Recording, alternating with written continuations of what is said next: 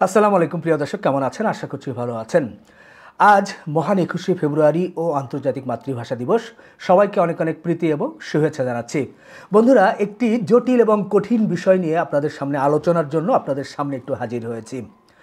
কোটি টাকার গরুর প্রতিবেদন আমি কেন ডিলিট করলাম বা সরিয়ে নিলাম, এই বিষয়টি অনেকেই প্রশ্ন করছেন, অনেকেই কমেন্টস করছেন, আমাকে ফোন করছেন এই বিষয়টি জানার জন্য, এবং খুব দ্রুতই এটার একটা উত্তর আপনাদের সামনে তুলে ধরি। এই বিষয়ে আমাকে অনেকেই পরামর্শ দিচ্ছেন।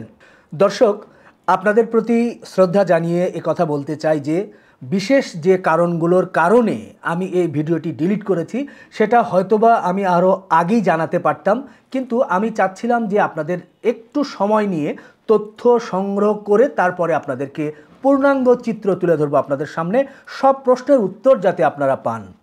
কিন্তু সেই সুযোগ আমি পাচ্ছি না।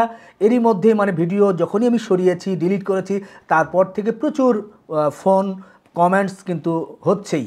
কেউ বা মজা করে, যেহেতু আপনারা আমাকে ভালোবাসেন, আমার ভিডিও দেখেন, যার কারণে অনেকেই মজা করে বলছেন যে রিপন ভাই কি ভয় পেলেন, কারো কাছ থেকে কি থ্রেট পেয়েছেন, যার কারণে কি ভিডিও ডিলিট করলেন।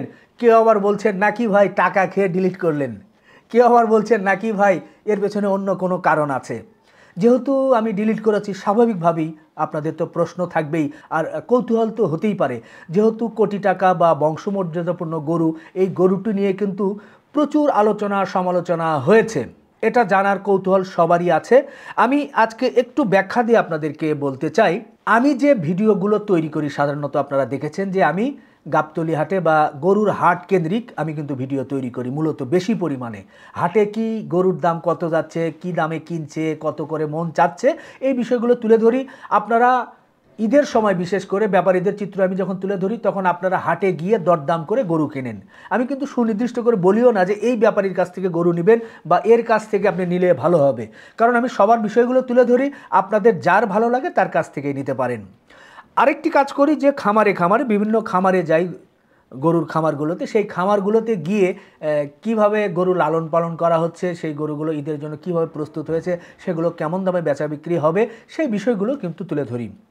আরেকটি বিষয় মাঝে মাঝেই তুলে ধরি, সেটা হচ্ছে গরুর মাংস। কোথায় ঢাকা শহরে কোথায় কম দামে একটু মাংস, ভালো মাংস বিক্রি করছে, এই বিষয়গুলো কয়েকটি জায়গা থেকে একটু একটু করে তুলে ধরার চেষ্টা করি। মূলত গরুর হাট কেন্দ্রিক বা গরু কেন্দ্রিক ভিডিওগুলো আমি করে থাকি। তাহলে আমি ভিডিও ডিলিটের সাথে এই কথাগুলো কেন বললাম এই জন্য যে আমার ধরনটাই কিন্তু এরকম। আমি একজন ইউটিউবার, সোশ্যাল মিডিয়ায় কাজ করি, যেহেতু আমার পরিধিটা সম্পর্কে জানানোর জন্য আপনাদেরকে বললাম।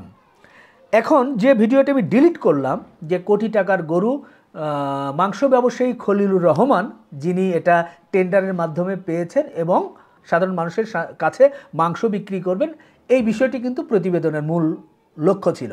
ভিডিওটি আপনারা অল্প কিছুক্ষণ ছিল, 1 ঘন্টারও কম সময় ছিল, এর মধ্যে আপনারা দেখেছেন প্রায় কয়েক লক্ষ লোক প্রায় দেখে ফেলেছেন, এবং অনেক পেজে কিন্তু শেয়ার হয়েছে এবং ইউটিউবেও কিন্তু অনেকে শেয়ার করে ফেলেছে।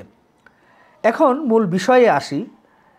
আমি ভিডিওটি ডিলিট করলাম তার 2-3টি কারণ, যদিও একেবারেই সঠিক তথ্য নির্ভর কারণগুলো বলতে পারলে হয়তো বা ভালো হতো, কিন্তু এতটা তথ্য নির্ভর না বলতে পারলেও মোটামুটি আমি যতটুকু জানি তার আলোকে বলতে চাই। ভিডিওটি ডিলিটের পেছনে প্রথম কারণ হচ্ছে, ভিডিওটি যখন আমি প্রচার করি তখন জানতে পারি যে এই গরুগুলো মীমাংসিত কোনো বিষয় নয়, এই গরুগুলো নিয়ে কোর্টে একটি কেস চলমান আছে। অর্থাৎ দুদক এই গরুগুলো জব্দ করেছিল, জব্দ করার পরে এটা নিয়ে সম্ভবত একটা কেস চলছে, কোর্টে কেস আছে। সেই গরুগুলো দুদক তো রাখতে পারে না, যার কারণেই প্রাণী সম্পদকে দেয়া হয়েছে যে আপনারা আপনাদের তত্ত্বাবধানে রাখেন। সম্ভবত প্রাণী সম্পদ মনে করেছে যে এই গরুগুলো যেহেতু বয়স হয়ে গিয়েছে, এটা আর বাড়বে না, দীর্ঘদিন গরুগুলো খাবারের কষ্ট, বা ঠিক কষ্ট বলবো না, কিন্তু নানা অযত্ন আর কি, একেবারে পুরোপুরি যত্ন নাই। আর গরুগুলো বয়স হওয়ার কারণে দেখা যাচ্ছে একটা সাদা গরুর পায়ে একটু সমস্যার কাছে মতো মনে হয়েছে বা ব্যথা পেয়েছে, তো এই গরুগুলোকে রেখে শুধু খাওয়াতেই হচ্ছে, বরং এই গরুগুলো নিলামে বিক্রি করে দিলেই মনে হয় ভালো হবে। এটা একটা নিশ্চয় তাদের অফিসিয়াল সিদ্ধান্ত, যার কারণেই কিন্তু গরুগুলো বিক্রির সিদ্ধান্ত হয়। 5টি ব্রাহ্মা বিক্রির কিন্তু সিদ্ধান্ত হয়েছিল। আমি আবারও বলছি 5টি ব্রাহ্মা। আমি জানি না এই ব্রাহ্মাগুলো কোথা থেকে সংগ্রহ করা। আমি দু একটি সম্পর্কে জানি, 2টি বা 3টি সম্পর্কে, হয়তো 2টি সম্পর্কে আমি জানি, আর বাকিগুলো জানি না যে কোথা থেকে এই গরুগুলো সংগ্রহ করা। তো যাই হোক, এই 5টি ব্রাহ্মা কিন্তু নিলামে উঠানো হয়েছিল। আমি যতটুকু জানি যে খলিলুর রহমান উনি নিলামে জিতেছেন 3টি গরু, আর 2টি গরু সাভারের আরও 2জন মাংস ব্যবসায়ী তারা এটা দুটো পেয়েছেন। এই মোট 5টি গরু। তো আমি 3টি গরু আমি কাকতালীয়ভাবে ওই দিন ওদিক দিয়েই যাচ্ছিলাম, একটা প্রোগ্রাম সেরে আসছিলাম। আমাকে বললো যে ভাই এরকম গরু, এই গরু 5টা ব্রাহ্মার মধ্যে 3টা ব্রাহ্মা তো আমি পেয়েছি, একটু যদি এটা নিয়ে একটু প্রতিবেদন আকারে দিতেন, আমি মাংস আকারে সাধারণ মানুষের কাছে বিক্রি করতে চাই। এটা আমাকে জনাব খলিলুর রহমান সাহেব বলেছেন। তো আমি দেখলাম বেশ ভালো, যেহেতু আমি মাঝে মধ্যেই মাংস নিয়ে ভিডিও করছি, আর যদি এই ব্রাহ্মা গরুর মাংস হয় তাহলে সাধারণ মানুষ, আমি একটু জিজ্ঞেস করলাম ভাই কেমন দামে বেচা বিক্রি করবেন, এগুলো তো একটু বেশি দাম হবে। আমার একটা ধারণা ছিল হয়তো বা বলবে যে 2000, 3000, 4000 টাকা কেজি। তো উনি বললো না, বাজার দরে বিক্রি করবো। তো আমি বললাম যে বাজার তো 700, 750, 800 টাকা। কেন এত কমে না, হয়তো বা 1000, 1100 বা 900 টাকার মধ্যেই থাকবে, কারণ একটা খরচ আছে, খরচের পরে কিছু অংশ লাভ আছে, অর্থাৎ বাজার দরেই মূলত বিক্রি করবেন। তখনও আমারও একটা কিউরিসিটি হলো যে বাহ, ব্রাহ্মা গরুর দাম তো অনেক, প্রায় 30 লাখ, 40 লাখ, 50 লাখ টাকা দাম। তো সেখানে এত বড় ব্রাহ্মা গরুর মাংস যদি এই কম দামে বিক্রি করে, এটা তো আমি সাধারণ মানুষের কাছে প্রচার করলে আরও ভালো হবে। আর যেহেতু ব্রাহ্মা গরু, এটার প্রতি মানুষের আকর্ষণ বাড়বে।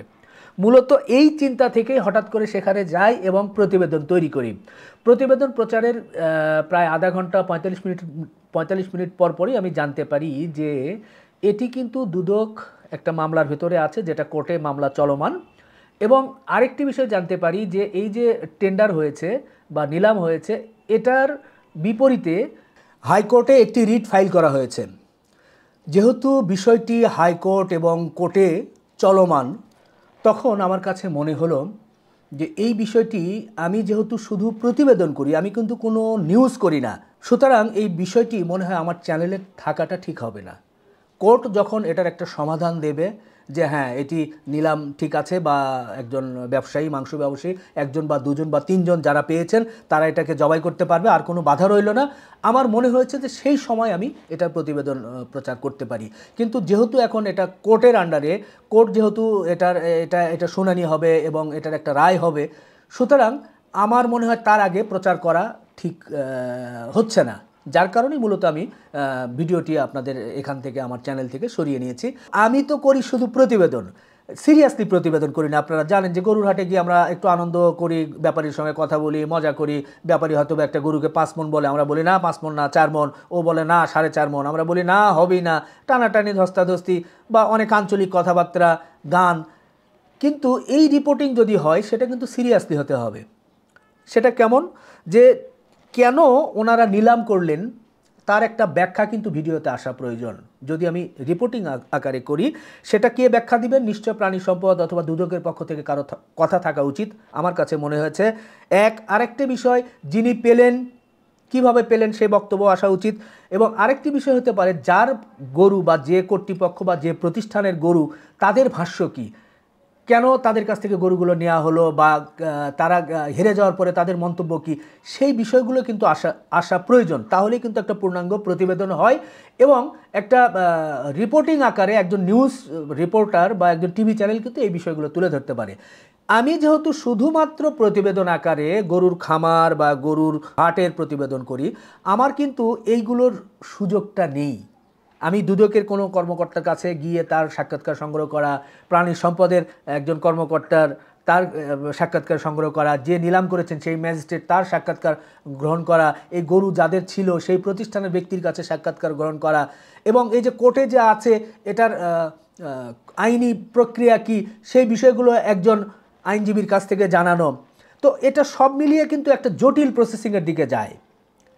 তো আমার কাছে মনে হয়েছে যে এই জটিল কাজটা তো আমার না, এটা তো একজন নিউজ রিপোর্টারের কাজ।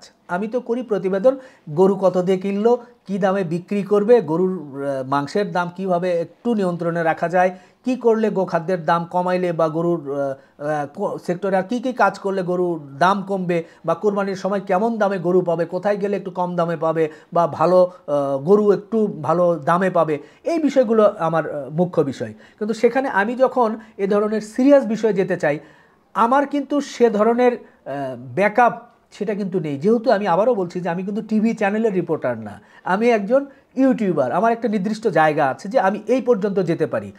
তো এই বিষয়গুলো মাথায় রেখেই আমার কাছে মনে হয়েছে যে এই ভিডিওটি আমার জায়গা থেকে ডিলিট করা, আপাতত সরানো আমার মনে হয় ঠিক আছে।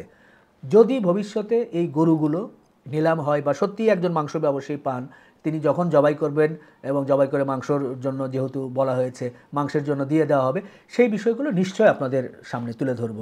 এরই মধ্যেই যারা আমাকে ফোন করেছেন, যারা কমেন্টস করছেন, যারা আমাকে বলছেন যে রিপন ভাইকে বয়কট করা দরকার, রিপন ভাই টাকা খেয়েছে, রিপন ভাই দালাল হয়েছে, রিপন ভাই ভয় পেয়েছে। ভাই একজন মানুষ এগুলো পেতেই পারি, সবগুলোই কোনো না কোনো কিছু হতেই পারে, কিন্তু ভাই আসলে বিষয়টা ওরকম না। যেহেতু আইনি প্রক্রিয়া, আমি আবারও হয়তোবা রিপিট করছি, এই কারণেই মূলত আমি নানা বিষয় চিন্তা করে ভিডিওটি সরিয়েছি। আশা করি আপনারা যারা প্রশ্ন তুলেছেন তারা এই ভিডিওর পরে বিষয়গুলো ক্লিয়ার হবেন। শেষে একটু বলতে চাই, আমার এটা ব্যক্তিগত, যেহেতু গরু নিয়ে কাজ করি, অনেকটা গরুর প্রতি কিন্তু ভালোবাসা হয়ে গেছে ভাই। গরু ছাগল বা গরুর হাটের পরিবেশ পরিস্থিতিতে কেউ যখন একটু কষ্টে থাকে, দুঃখে থাকে, তখন আমারও কিন্তু খারাপ লাগে।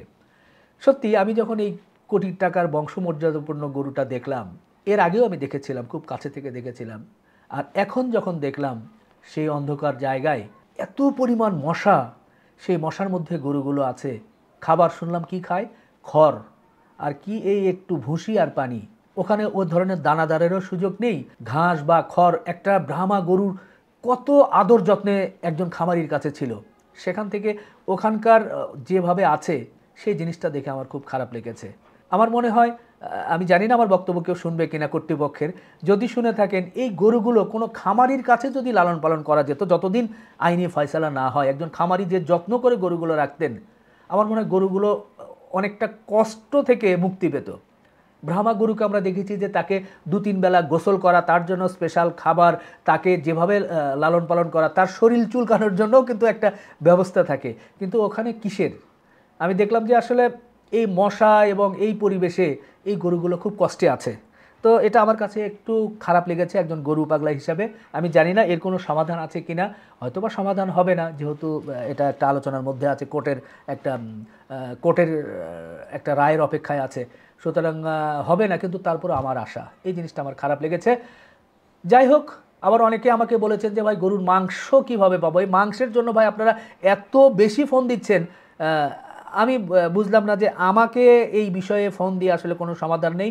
এটা যে মাংস ব্যবসায়ী পাবে মূলত তাকেই ফোন দিবেন। আর এখন যেহেতু বললামই যে এই বিষয়টি এখন কোর্টের আন্ডারাধীন, সুতরাং এখন আর এই বিষয় নিয়ে আপনারা কথা না বললেই মনে হয় ভালো হয়। কোর্টের ফয়সালার পরই বাকি বিষয়গুলো আপনাদেরকে আমরা ইনশাআল্লাহ জানানোর চেষ্টা করব। আমার কথার মধ্যে আমি জানি না গুছিয়ে কথাগুলো বলতে পারলাম কিনা, আরও তথ্য নির্ভর হলে হয়তো বা ভালো হতো, কিন্তু সেই তথ্যগুলো আমি এখনও সংগ্রহ করতে পারি নাই, বা সেই সংগ্রহ করার সুযোগও নেই। এর মধ্যে আপনারা জানেন যে কোরবানির ঈদ কিন্তু চলে আসছে, রোজার ঈদ, অনেক প্রোগ্রামগুলো কিন্তু অনেক খামারি, অনেক হাটে কিন্তু দৌড়াতে হচ্ছে, যার কারণে মোটামুটি একটু আপনাদেরকে তথ্যগুলো জানানোর জন্য সামনে হাজির হলাম। আশা করি ভুল বোঝাবুঝি থেকে আমরা সবাই সরে আসব।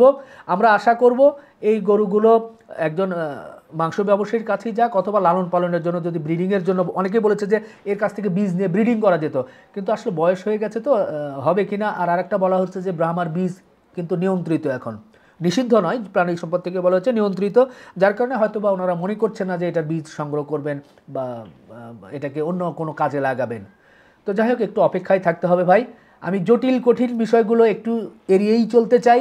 আমি যেমন আপনাদেরকে গরুর খামার, গরুর হাট নিয়ে থাকতে ছিলাম শুরু থেকেই, আমি সেই পথেই থাকতে চাই।